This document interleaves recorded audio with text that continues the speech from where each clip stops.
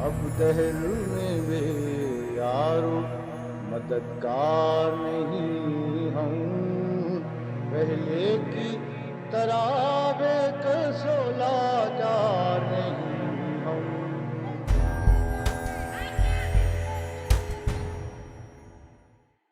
Between 1979 and 1984, military dictator Zia-ul-Haq passed the Hudud Ordinances, the law of evidence, the Qisas Andiyat law, and issued directives that forever reduced the status of Pakistani women.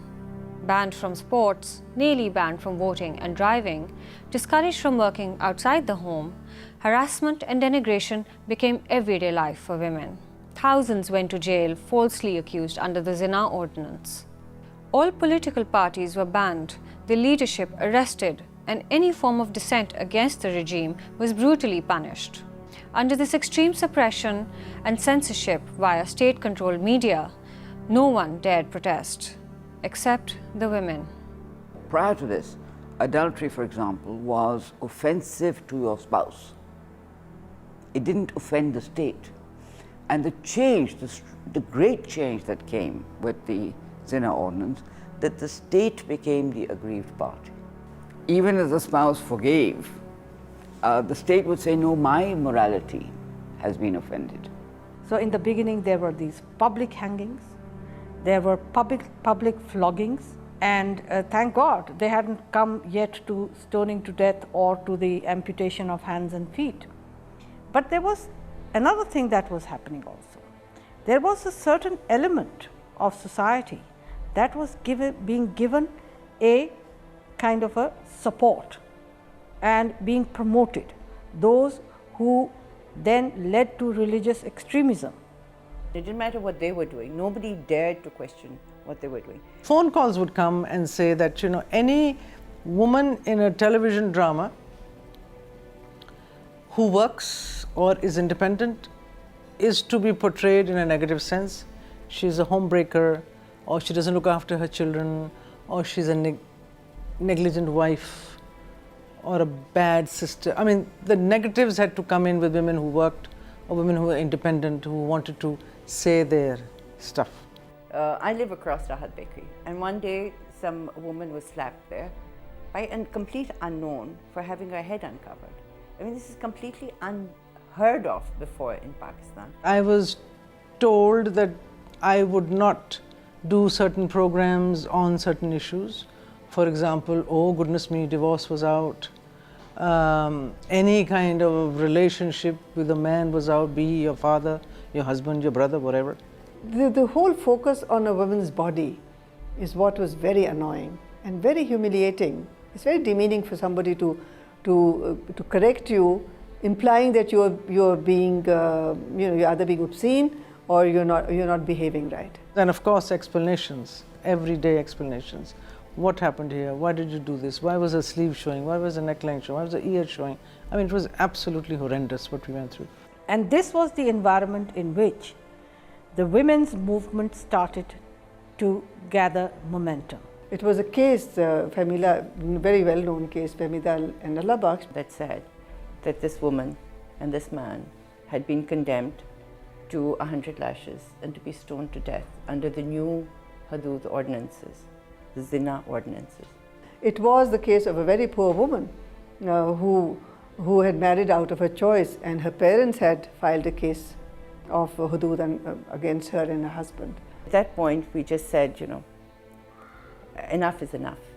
We're going to have to do something. And it was in Shirkatgah in Karachi where they called a meeting of all the women's organizations at that time and said, look what's happening, and other interested individuals. It was just a meeting of about 30-40 women who said we need to do something. The anger at that first meeting that we called, I can still remember that anger. And that's when Women's Action Forum came into being. And within a month there was a chapter in Lahore and another chapter in Islamabad. The response that we got from men was, this is martial law, and the martial law will do whatever it is. So tum kaun hoti ho? What do you think you as 5, 6, 10 women can do or we can do? Men actually were threatened only with the martial law. I mean, their lives were not impacted, their rights were not impacted. If anything, they got more space and more rights. Aban and I were given the task of going out and collecting signatures. So we thought that's what we can do, we can collect signatures. And I went to Begum Rana Liaquat Ali to get her signature. We thought this first signatures, we made a petition saying, you know, we're against X, Y, and Z. We wanted the first signatures to be people who have been part of Pakistan's history and who were not the young radicals that we were supposed to be, to sign, and they did. But of course, we were also complete anaris because we had no idea what to do with these signatures. So we got the signature campaign going. We had 50,000 signatures at the end of it. We got tons of people to sign. And we had absolutely no idea what to do with all these tadas of signatures that we had. And eventually we ended up, it had Shaheen Natiq Rahman, who had a political background, was the one who said, what are you doing? Somebody has to just hand it to the president and you have to make sure the press is there, etc. These were things that, you know, we had no idea. Okay, you go to the press. Why would you go to the press? You know, this was mobilizing. So we really had no clue what we were getting into. But those times, I mean, the first 2 years was also when I was saying that, you know, there was martial law, very little space. Women were actually at their dynamic best at that time because we had to create, not only create those spaces, but had to be very creative in how to even make women aware. There was no space to even protest. Newspapers wouldn't take your statements and anything. You know, there was a self-censorship. But Women's Action Forum continued and they would write articles where this could be highlighted. The English newspapers would take some of these articles. We had a number of leading women journalists within the fold. So they would repeatedly write about them in the Herald or in the Dawn or in other papers. We would sit and try and kind of dilute it. We had to say it, but dilute it or make it less in your face, and the character, or speak to the lady who was playing the character and say, you know, you're not a vamp, okay? That's not the way you're going to appear. You're just going to appear as if situations have made you the way you are. So we would try and do it that way and sometimes get away with it, sometimes get caught with the censor. So there was a lot of use of drama, of posters, of songs, and I remember we used to do things called the Mela. And the Mela passed off as sort of a Meena Bazaar. You know, these women get together and sell they go to a Mela. But in that Mela, through song, through theatre, we were talking about the law of evidence, or we were talking about the sports issue.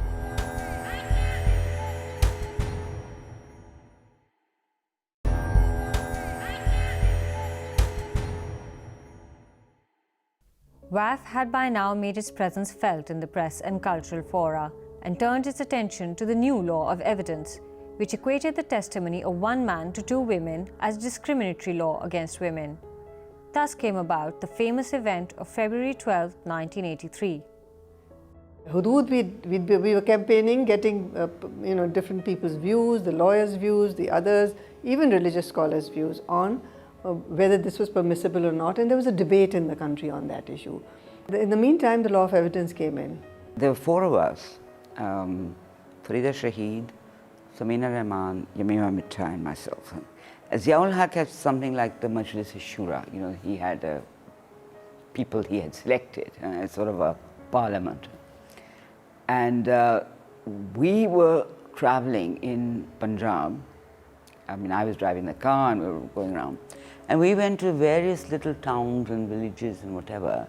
And wherever we saw a telegraph office. And we sent telegrams to the Shura from there, saying we protest the law of evidence. So these telegrams were coming to Islamabad. And it was giving the impression that women all over Pakistan were protesting. And so it was actually just a few people going from town to town sending I'm in Chichawatni and the thing, I'm living in, Gujranwala and I'm sending this thing. So there was a lot of that type of maneuvering, apart from the theatre and songs that we would use. When the law of evidence was being debated in the Majlis-e-Shura, the Punjab Women's Lawyers Association at that time, in which Asma Jahangir and Hina Jalani were key players, came to a WAF meeting saying we would like to do a protest, and we said yes. So it became a combined call, and we thought, there's a section 144. We will go in twos and submit a petition to the Chief Justice. That was all. It wasn't anything more than that. There were students, there were professional women, there were housewives, there were women from all sections of the society. Some of them were political activists as well. I think there were about 150, 200 at the maximum. A few may have come later also. There was about 500 policemen. Totally sort of battle garb, you know, they were wearing their helmets and they were wearing their, you know, those jackets and their lathis and their tear gas, etc. And they completely surrounded us. I mean, they surrounded at layers. I mean, there were the women and then the police and then the ones with the tear gas, etc. And there were women police. And since then I've learned that when they're serious, if there's no women police, they're not serious. If there's women police, you have to be more careful about what they may or may not do, usually. And they cordoned us off inside Hall Road. And Habib Jalib had written a poem for Women's Action Forum. And he came into the center of this and he was reciting his poetry, his dedication to them. And he was attacked by the police. I mean, not just attacked, thrashed. And that's when women just, you know, burst out. And then they broke the cordons, they ran down the street. That's when, at some point, when we got, I can't remember exactly at what point, the police came down with baton, lathis, and but also tear gas. But we were also fighting. It was also a grab the lathi and hit them. And it was one of the worst tear gas. Newly, at that point, state-of-the-art tear gas, which was absolutely atrocious. Lots of people couldn't take the tear gas. But the entire Mal traders were really supportive. And they were coming out and giving us towels, wet rags, etc. So we would go and they'd give us this water thing and we'd put that. I didn't go into the shops, but a number of people who felt that they couldn't take the tear gas had actually moved in, and the shopkeepers had opened their doors and said, you know, please come in and whatever. There was a man sitting before the High Court, sort of where Fazaldeen is, and he was selling these itar, little bottles of itar. And when we came by, he presented each one with an itar ki bottle, which I still have. In fact, I have it in my bag. I keep it as a symbol of that public sort of honor that he gave to us. And at one point, Koikui turned around to these policewomen who were running along with us. She just stopped and she said, "Dekhen, aap mujhe haath nahi lagayengi." And so she turned around, gave her a good scolding, and the woman actually said, "Nahi, aap bhage, bhage, hum aapke saath bhag rahe hain." So she ran along with us until her senior officer came along and said, "What are you doing? You know, get a hold of these women, etc., etc." Half of us got arrested along the way, so we put in these wagons and taken off to the Thana. But the other half got to the High Court. Many of us knew each other, so when we got onto the police van, it was, you know, fairly reassuring that you knew most of the people there. There was a young woman there, younger than us, whom I had never seen before, and she was crying away. And I kept, you know, trying to be supportive by saying, "No, don't cry, it's okay, we're all together." There was Henna giving us instructions, "Don't get separated, we'll all be together, you know, don't let us get separated." And through her tears, she suddenly stopped and she said, "I'm not crying because of that." So I said, "Then what are you crying about?" She said, "I'm crying because this woman, this policeman was beating up this woman. I grabbed the danda, grabbed the lathi, but I couldn't hit him back. That is my utter frustration." That was Huma Safdar, and I, you know, wonderful wafer, artist, etc. But I'll never forget my first introduction to Huma.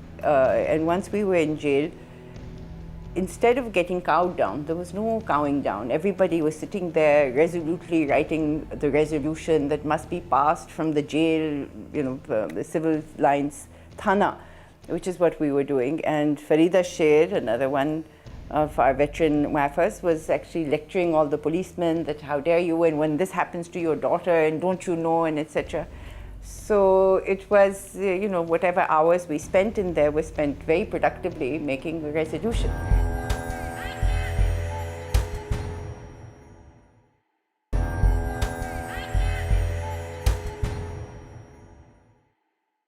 जुल्म करो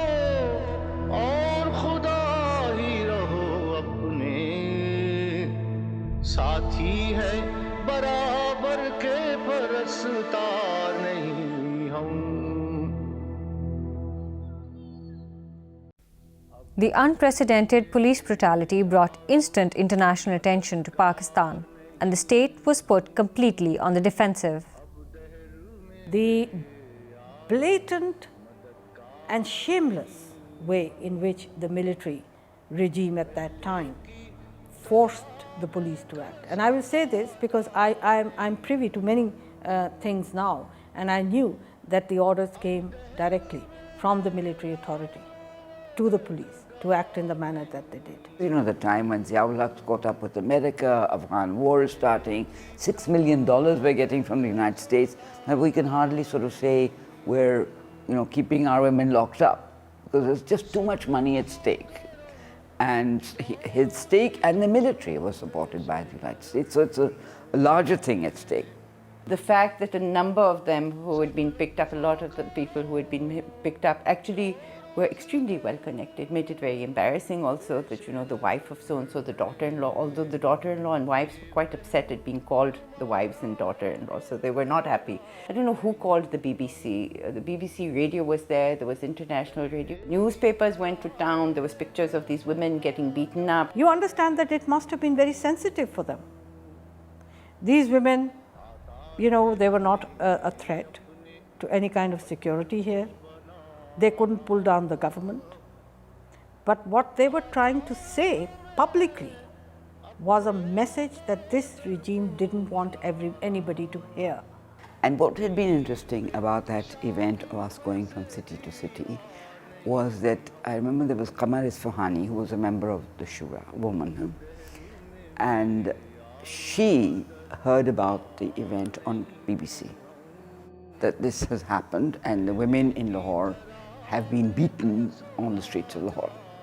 In this Islamic Republic of Chadar and Chardiwari and whatever. You see, on the one hand, the state is saying Chadar and Chardiwari. On the other hand, it is beating up women and dragging their Chadar and Chardiwari on the streets. So the immediate, you know, contradiction. And she then got up the next morning in the Shura and went there very angry, and she said, you know, this is what has happened, and these women were beaten like dogs, whatever. And then she said, this is not just the women of Lahore. I have received telegrams from all over. And those telegrams actually had been sent by us. And she's banging the telegram saying, women all over the place are against this law. Every day under Ziaul Haq brought something new to be lobbied against, and WAF began to be known as the group that was always in the streets. But if it were not for this lobbying, the charges against Fahmida and Allah Bakhsh, or the case of Safia Bibi, a young blind girl who had been raped by two men and become pregnant, then convicted by the court on charges of adultery, would never have been reversed. That's when women really agitated, and the case was taken up, and the Federal Shariat Court reversed the judgment, saying that, and it was a landmark judgment, saying that pregnancy is not evidence of consent. So it was landmark. So it was a success from the Women's Action Forum point of view, having raised that issue to that point. In another example of rising violence against women, some women in Nawabpur were disrobed, molested, and forced to march naked. Under pressure from WAF protests, the government passed the Ordinance Against Crimes. There were many loopholes within the law, and I don't think it's been applied so much either. It was more a reaction to women's protests than anything. And women didn't want a law which kills people anyway. We don't stand for capital punishment. But in this case, I think the government reacted under pressure. And then we followed it up with a lot of jalsas and events for women and for poor women and workers. So it went on, the momentum continued.